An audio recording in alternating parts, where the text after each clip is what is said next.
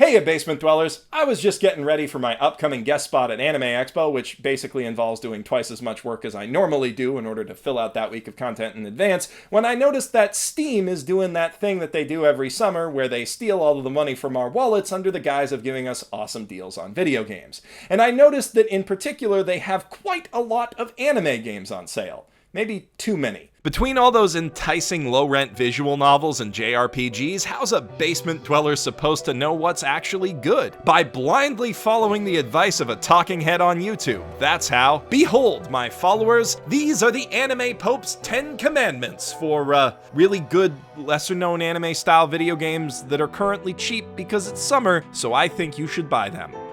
Or if the Steam Summer Sale has ended by the time you watch this, just 10 anime games that are good anyway, and you should buy them if you can afford them, I guess. These are roughly ordered from my least to most favorite, although, to be clear, I love all of them, and I've tried to provide a wide range of genres so that everyone can find something that entertains them. Also, just for the record, none of these recommendations are sponsored, and all are games that I bought with my own money. Now, these deals won't be around forever, so with all of that out of the way, let's dive into the list. In 10th place, we've got Forgotten Anne, a recent pseudo-indie game published by the Square Enix Collective. And I'm recommending it because, I mean, gosh, just look at it. The whole game is an absolute feast for the eyes, with intricately detailed backgrounds and gorgeous hand-animated sprites that flow seamlessly into even more gorgeous cutscenes, accompanied by orchestral music that will make your heart soar like a goddamn Ghibli film. And I think the Ghibli comparison is more apt here than for just about any other game on the store, including that one that Ghibli helped to make. Its hand-animated world is full of quirky, charming characters bursting with personality and given some very unique character designs. Every last one is an anthropomorphized object brought to life with clever, expressive animations. See, Forgotten Anne is set in the Forgotlands, a wonderfully realized steampunk parallel world where lost and forgotten household items, and sometimes humans, go to slowly fade away. The objects sent there gain minds of their own, and while some continue to fulfill the purpose they had back on Earth, hoping to return there one day, others seek to make more of themselves with their newfound freedom. Anne, our protagonist, is a young girl caught in the middle of this debate and left to make a choice. Well, a lot of choices, because this is kind of a fusion between a puzzle platformer and a Telltale-style choice-driven adventure game. And while the story of Forgotten Anne doesn't branch out too much, it's so delightful to play through that I don't think you'll mind. There's no other game out there quite like this, and it got me to smile, laugh, and even tear up a bit, which was a lot more than I expected going into it. Next up, in 9th place, we've got Tales of Berseria, the newest entry in Namco Bandai's long-running action RPG Tales series, and one of the best games in the series to date. Berseria has a pretty dark story by Tales game standards, but also one of the best in recent memory. I don't want to spoil it, and I don't have time to properly summarize it, but it goes to some pretty dark places and has some of the strongest character writing in the series. And this is one of the most engaging game worlds that the series has had to explore since it made the jump to full 3D with Xillia as well. There's a lot of places that it improves on the last few games. But the real draw of the Tales series has always been the combat system, a frantic, action-heavy affair that blends JRPG party management with fighting game-light battle mechanics. The system has gotten more and more refined and fun to use with each installment, and Berseria is easily the meatiest, most nuanced incarnation to date. If you love mashing buttons and min-maxing characters like I do, this game is a dream come true. But really, you can consider this a stand-in for all of the Tales games on the store, because Zestiria is quite fun, even if the story and world are kinda weak, and Tales of Symphonia has an amazing storyline, even if the combat and the port are kind of clunky. So if either of those catches your eye instead, I recommend checking them out as well. At number 8, I'm recommending an all-time classic, a game for the truly sophisticated weebs among you, HuniePop. HuniePop is a visual novel dating sim that, well, okay, let's be real, you know exactly what kind of game it is just from looking at it. It's the kind of game that was going to be banned from Steam until Valve recently changed their minds, and the kind of game that I can't really show much on YouTube. In regards to HuniePop's main features, I can attest that the CGs are very high quality, as are the girls. Their personalities are a little on the abrasive side, but generally in a pretty funny, endearing way, and Q is best girl. Seriously? You're seriously gonna ask me that? It's fucking pink, bitch. If you want a good dating sim with all that entails, then Honey Pop definitely has you covered, but it also functions as a surprisingly fun and strategic match 3 puzzle game. See, the game's hook is that instead of just dating girls through dialogue trees, it uses a bejeweled puzzle mechanic as a metaphor for the dance of flirting, giving gifts, and showing girls a good time. You can even use those mechanics to seal the deal, as it were, once you get their affection high enough and go on that last date. This is not an all-ages recommendation though, so if you have to ask your parents what anything I just said means, then you should just move on to our 7th place suggestion, Jet Set Radio! Man, I can't do that justice, but this game is a strange one. A cel-shaded roller skating game from the Dreamcast era that sits somewhere between Tony Hawk and a collectathon platformer in terms of its design. Though the Xbox exclusive sequel, Jet Set Radio Future, is a lot prettier and tighter overall, this is still an incredible game that I think everyone should play at least once, and at just over $1 on sale, you're probably never gonna find it cheaper. Jet Set Radio is a game all about leaving your mark, literally, as it has you skating through the streets of Tokyo, tagging as many buildings as you can with a huge assortment of pre-made graffiti, or with your own custom imported tags. And you have to do it while doing crazy tricks and fending off rival street gangs, as well as the cops who take stopping hoodlums like you from marking up the city very seriously.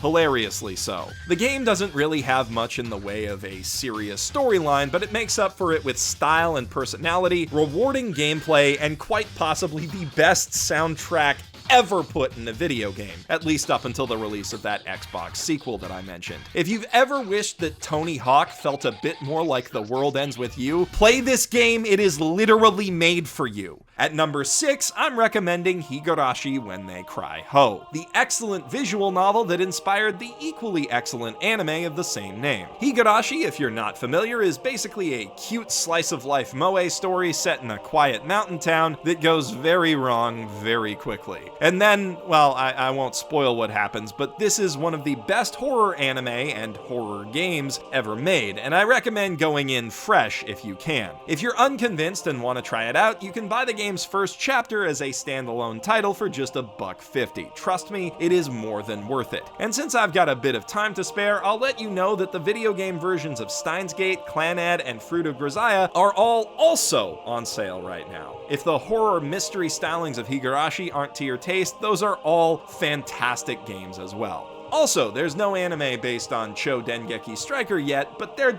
definitely should be, and okay, if I keep sneaking in visual novel suggestions, we'll be here all day, so let's move on to number 5, Skullgirls, with the second Encore Upgrade DLC being a must-have purchase on top of it. Skullgirls is a 2D tag team fighting game with a pretty nifty matchup mechanic. You can fight with a team of between 1 and 3 characters, but the more characters you bring in, the weaker all of them are. That means that if you're not into the whole tag fighting gameplay dynamic, you can use a single character to play a decently balanced match against a friend using a team. And it adds a lot of variety to the potential matchups available without the need to create a huge roster of characters. Although with 13 characters, including that DLC, it's no slouch in that regard, at least not anymore. And it's easy to forgive the smallish roster when you consider that this is an indie release, and yet it looks, well, like this. These high-res hand-drawn sprites are gorgeously animated and can give even the best-looking 2D Japanese fighters a run for their money. The cast is full of clever, memorable character designs that draw from both anime and classic Western animation. Think Cuphead meets BlazBlue. There is a ton of variety in playstyles, the OST is jazz heaven, and it just feels great to play. Taste in fighting games is obviously kinda subjective, but I personally think that Skullgirls is the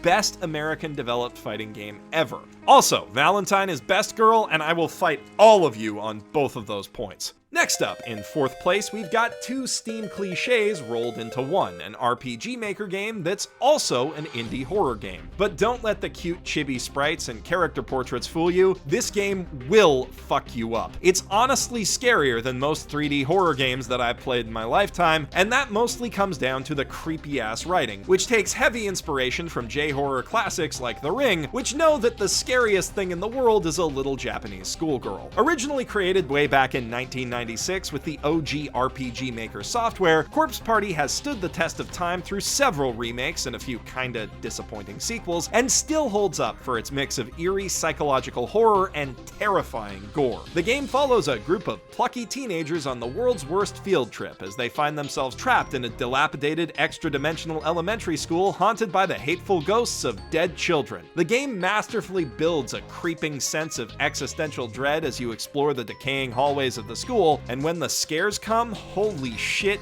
you will not be ready. The characters are very likable and well developed, and with 20 possible endings, almost all of them bad, you'll have a chance to see your attachment to every single one of them punished in the worst possible ways. Do not play this game with the lights out or before you go to bed. Now, if you're more into sad stuff than spooky stuff, you can substitute that recommendation for the hauntingly beautiful To the Moon, which is getting an anime adaptation, and gosh dang am I ever excited about that.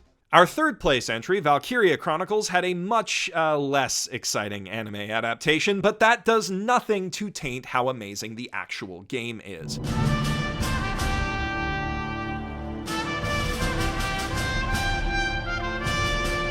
Valkyria Chronicles is a tactical RPG with third-person shooting elements that falls somewhere between Fire Emblem and Worms in terms of how it handles. On your turn, you're given essentially free reign to run around the gorgeous watercolor-painted battlefields within a limited range of motion, and you attack enemies by lining them up in an aiming reticule that gets smaller the higher your accuracy is. But you can't just take your time moving into position and lining up shots because enemies will fire at you from cover on your turn, so you need to move carefully and set up defensive perimeters of your own along the way. Add tanks, sniper rifles, and rocket launchers to the mix, as well as a huge roster of unique characters with perks and flaws based on their colorful personalities, including a few guest appearances from the all-time classic Skies of Arcadia, all of whom can permanently die, and you've got yourself a game brimming with strategic possibilities, and a little bit of bullshit game balance that is totally forgivable in light of its brilliant story. Set in a fictionalized steampunky version of Europe during World War II, Valkyria Chronicles follows upstart Commander Welkin Gunther as he uses unconventional tactics and the power of love to save his homeland from an invading empire on an adventure that is far too grand for me to summarize here.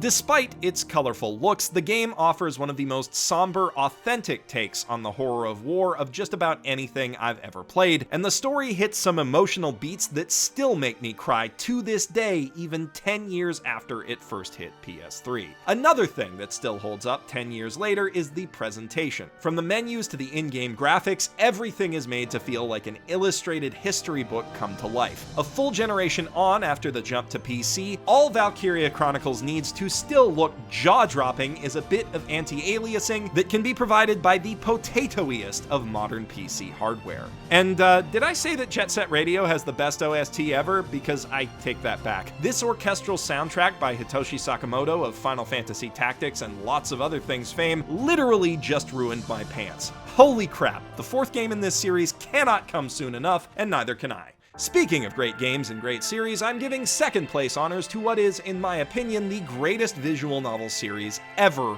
written. Zero Escape, the Nonary games, and specifically the first game, 999, 9 Hours, 9 Persons, 9 Doors, which has a story that's absolutely mind-blowing and which you should avoid spoiling for yourself at all costs. Written by Kotaro Uchikoshi, the mad genius behind Punchline, who will also be a guest at Anime Expo, by the way, 999 and its sequels tell a Saw-inspired story of strangers trapped in a remote location by a masked psychopath forced to play a game in order to escape. That game involves a mix of visual novel-style conversations and escape-the-room adventure game segments where you must solve puzzles in order to progress. Most paths through the game will end with just about everyone dying, but it's designed to be replayed, hunting for the right groupings of characters and the right chain of cause and effect that will allow almost everyone to escape alive. Maybe. Uchikoshi has the best handle on the intricacies of branching continuity of maybe any writer working in video games today, so the logic of it all plays out exactly as you'd expect, and what results is a branching narrative that becomes an escape room puzzle unto itself. It's really incredible, and the story itself is also good. Really good. The characters are wonderful, the plot is tense and exciting, and the game raises some fascinating philosophical and pseudoscientific questions as you wander down its many many intertwining roots. The sequels are pretty much just as strong, but you shouldn't even look at them until you finish the first game due to heavy spoilers. However, you will have to buy them together since the first game is only available in a bundle with its sequel, Virtue's Last Reward, as part of the Nonary Games pack. And you can get the third game, The Zero Time Dilemma, either on its own or as part of the Trilogy bundle for an even steeper discount. There's just no better visual novel on Steam than Zero Escape. I can't even think of anything else that can touch it, especially not in that niche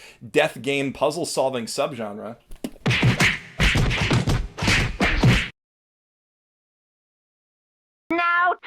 Ahem.